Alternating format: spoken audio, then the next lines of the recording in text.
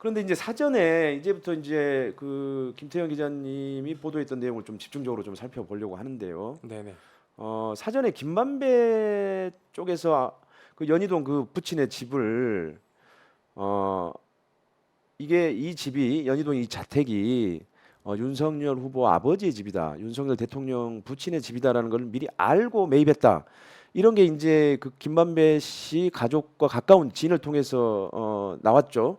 그 측근이라고 표현이 되는데요. 예, 저희가 취재한 사람도 있고 예, 그리고 이 저희가 취재하기 전에 그 열린공감 TV에서 옛날에 취재했던 사람도 있던 걸로 예, 제가 알고 있습니다. 예, 그래서 열린공감 TV 그리고 저희 이제 그 저희가 취재한 사람들까지 하면 벌써 2명이 나온 예, 건데 예, 이 얘기의 핵심은 두 가지입니다. 예, 하나는 김만배 씨와 김만배 씨의 누나가 이게 이제 연희동 자택이 윤석열 대통령의 부친 집이었다는 거를 알고 있었다는 점.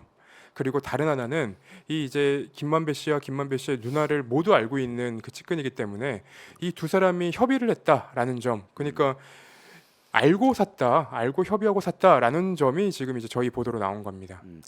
그리고 우리가 좀 상식적으로 생각을 해보면 내가 어떤 그 20억이 넘는 가까운 단독주택을 사는데 네, 그 집의 주인이 뭐 어떤 사람인지 사실은 보통은 그 부동산 중개인한테 물어볼 수도 있는 거고 뭐 하시는 그렇죠. 네, 분이라든지 이런 것도 물어볼 수가 있는 거잖아요. 그렇죠. 그 초면이라고 하더라도 보통 그래서 그 집의 특징들을 그래서 그런 걸 가지고 이제 거기 살았던 분들을 통해서 사실은 그 집의 특징들을 사실은 이제 우리가 좀 정보를 얻는 건데 과연 그런 거 없이 그냥 예를 들어서 뭐 그냥 나왔으니까 좀 싸게 나왔으니까 그냥 무조건 산다? 이거는 조금 그것도 상식적이지 않은 것 같아요.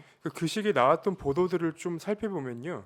이게 윤석열 그 당시 검찰총장의 아버지의 집이라는 것이 소문이 나 있던 상황이고 이 집이 급하게 나와서 급하게 그렇죠. 나왔다가 급하게 팔려서 그 중개업자들이 굉장히 아쉬워했다 뭐 그런 보도들도 나와 예, 있더라고요. 예, 예. 그러면 이런 내용들을 저희가 보통 이제 집을 구하러 다닐 때 음, 그 중개사분들이 그냥 미주알고주알 얘기를 좀 해주잖아요. 여기가 누가 그럼요. 살았었고 보통은 다 예. 당연히 그렇게 얘기를 해주죠. 예, 저 같은 경우도 최근에 이제 그 회사 출근 좀 편하게 하려고 집을 좀 방을 구해갖고 지금 살고 있는데 그 방을 구하는 과정에서 그 이제 뭐 중개업자분들이 야 여기는 이제 앞에 살던 분들은 뭐 신혼부부였고 뭐 이렇게 잘 돼갖고 나갔다 이런 그렇죠. 얘기들을 미리 해주거든요. 그렇죠. 근데 예.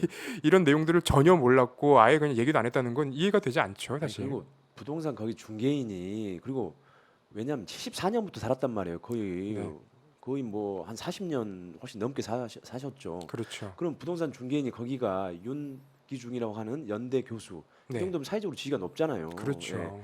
그럼 그 정도를 몰랐고 소개를 해줬다 이거는 말이 안 되고 오히려 여기는 그 집을 잘 팔기 위해서라도 사실은 거기가 누구의 집이고 사실은 그 아들이 뭐 예를 들어서 윤석열이라든지 뭐 이런 얘기를 할 수 있는 거잖아요. 예, 그렇죠. 예, 네, 네. 예.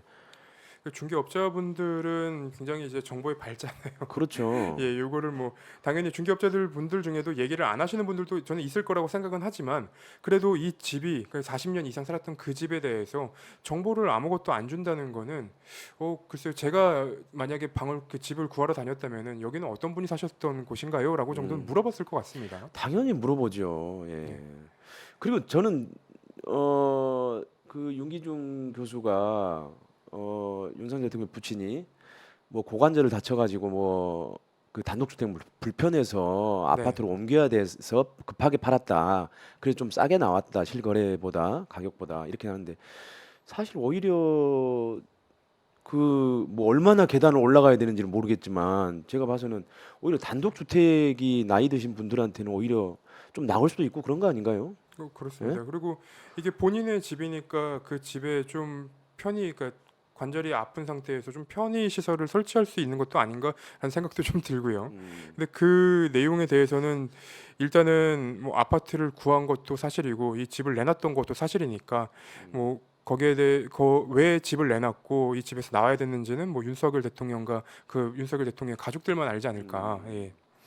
그 아까 그 이제 그 증언을 해줬던 분이 김만배 씨하고 또 누나하고 잘 아는 사이라고 그렇게 얘기를 했잖아요. 그래서 뭐 네. 측근이라는 용어를 쓰셨는데, 그러니까 그러면은 사실은 그 사람의 증언이라고 하는 거는 좀 믿을만 할 수 있겠네요. 그렇죠. 그리고 이 증언을 해주신 분의 신뢰도라던가 신빙성보다도 네. 이 같은 얘기를 하는 사람들이 벌써 2명. 네. 그리고 제가 또 추가적으로 취재하고 이제 확인하고 있는 바로는 1명이 더 같은 내용을 알고 있다고 하더라고요. 그러면 이 같은 내용을 아는 사람들이 뭐 2명, 3명, 그리고 이 똑같은, 그러니까 저희가 이제 이 사람들의 말만 믿는 게 아니라 이 사람들이 말해준 내용과 그리고 뭐 등기부 등본 저희가 확인할 수 있는 자료들을 종합적으로 살펴봤을 때 이 말에 신뢰도가 있다라는 점은 저는 얘기할 수 있을 것 같습니다. 예.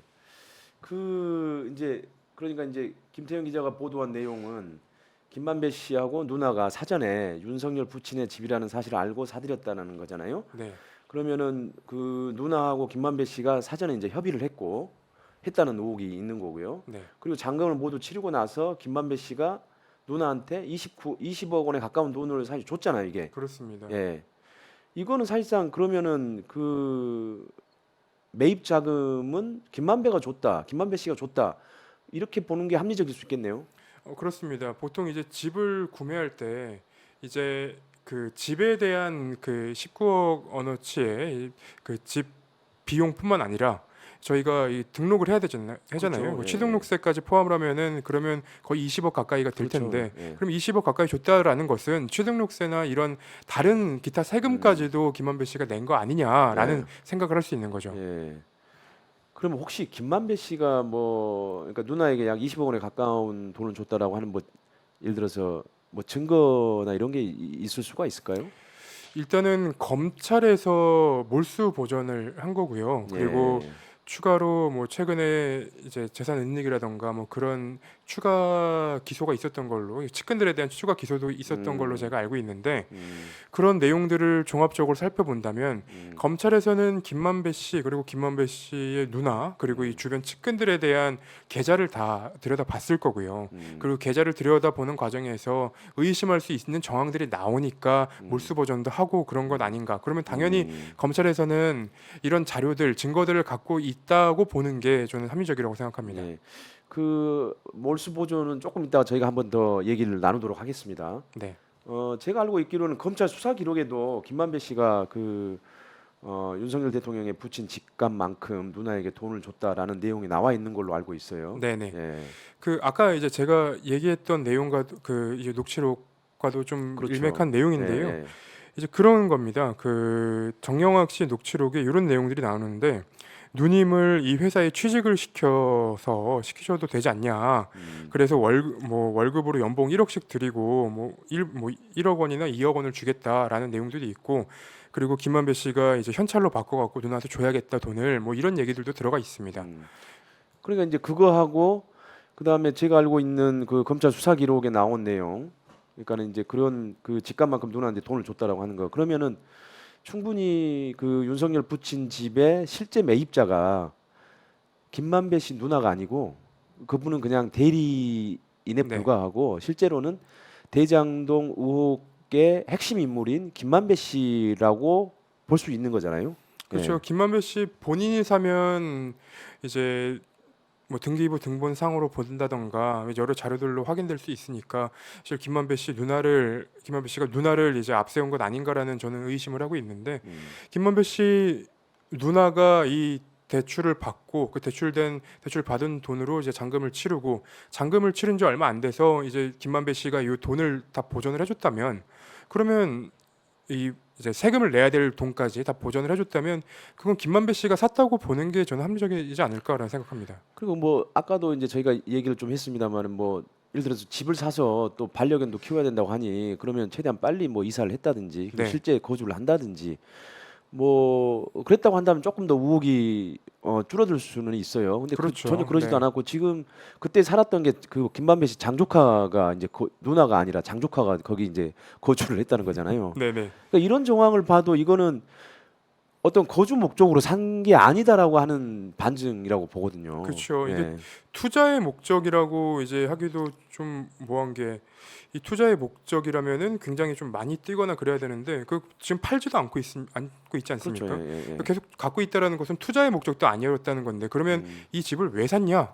자기가 살 것도 아니고 투자할 것도 아닌데 왜 샀냐라는 이제 의문이 남죠. 음.